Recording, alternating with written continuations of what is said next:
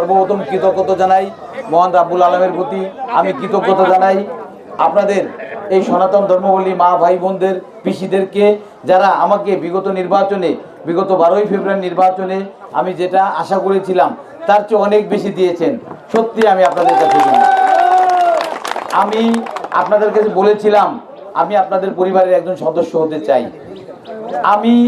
আপনাদেরকে দাবি করেছিলাম আমি আমৃত্যু আপনাদের সাথে থাকতে চাই। সত্যি সত্যি আপনারা আমার সে আহ্বানে সাড়া দিয়েছেন, আমাকে আপনারা আপনাদের পরিবারের একজন সদস্য হিসেবে গ্রহণ করেছেন। আমিও আপনাদের কথা দিয়ে গেলাম আমি আপনাদের পরিবারের সদস্য হিসেবে আমৃত্যু আপনাদের সাথে থাকব। আমি আসলে আজকে বেশি বক্তব্য বাড়াবো না। আমি আপনাদেরকে নতুন আর একটা প্রতিশ্রুতি দিতে চাই, সেটা হলো আপনাদের আমি গতকালকে জলিলপাড় গিয়েছিলাম, গতবার আমি কালীনগর গিয়েছিলাম। আমি ওই সমাবেশে গিয়ে বলেছি যে আপনাদের সনাতন ধর্মাবলম্বী মা ভাই বোনদের যদি কোনো আপত্তি না থাকে, আপনাদের যে ভোগের যে অনুষ্ঠানগুলো হয় সেই ভোগের অনুষ্ঠানে আমরা আপনাদের খাবার মাঝখান দিয়ে যেভাবে জুতো স্যান্ডেল পরে হেঁটে যাই, আসলে আপনারা ফ্লোরে বসে মাটিতে বসে খান, সেটা যদি ধর্মীয়ভাবে আপনাদের কোনো বাধা নিষেধ না থাকে, আগামী ভোগগুলোতে যাতে আপনারা চেয়ার টেবিলে বসে খেতে পারেন, সেজন্য আমি ব্যক্তিগতভাবে আমি আপনাদের এই বিভিন্ন ইউনিয়নে, আমি প্রতিটা ইউনিয়নে বিভিন্ন জায়গায় মিনিমাম 2টো জায়গায় আমি 1000 করে চেয়ার টেবিলের ব্যবস্থা করব, এবং আপনারা যাতে আপনাদের এই খাবারগুলো রান্না করতে পারেন সেজন্য 5টা বড় ড্যাগ, এবং আমি দেখেছি আপনারা আপনাদের তরকারিগুলো রান্না করে বালতিতে করে নেন, সেখানে 10টা করে বালতির ব্যবস্থা আমি করব, যদি আপনাদের ধর্মীয়ভাবে কোনো বাধা বিপত্তি না থাকে এবং ধর্মীয় কোনোভাবে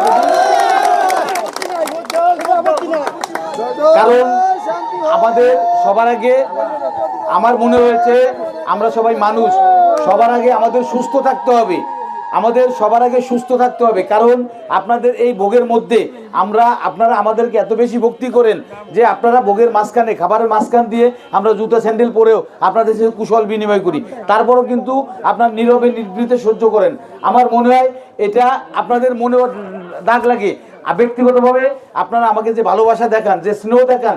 তারপরেও আমার নিজের কাছেই খারাপ লাগে যে খাবারের মাঝখান দিয়ে আমি কেন জুতো স্যান্ডেল পরে হাঁটবো, আমি কাঁচা রাস্তার বিরুদ্ধে কেন হাঁটবো। এ কারণে আমার মনে হয়েছে যে আপনাদের আপত্তি না থাকলে যে কথাটা বলছিলাম যে আগামী ভোগে বা আগামী আপনাদের যে কোনো অনুষ্ঠানে যেখানে খাবার আয়োজন থাকবে সেই অনুষ্ঠানগুলোতে অ্যাটলিস্ট আমার এই মা পিসি ভাই বোনেরা দাদারা যাতে চেয়ার টেবিলে বসে খায়, সেজন্য আমি কথা দিয়ে গেলাম আমি আপনাদের এই ইউনিয়ন পরিষদের যাতে ওই চেয়ারগুলো সংরক্ষণ থাকে, আমি প্রতিটা ইউনিয়নে 2000 করে চেয়ারের ব্যবস্থা করব, এবং আপনাদেরকে 5টা 10টা মানে হাঁড়ি পাতিলের ব্যবস্থা করব, যাতে আপনারা রান্না বান্না করে মানে বাইরে আর ডেকোরেটরের কাছে না যাওয়া লাগে।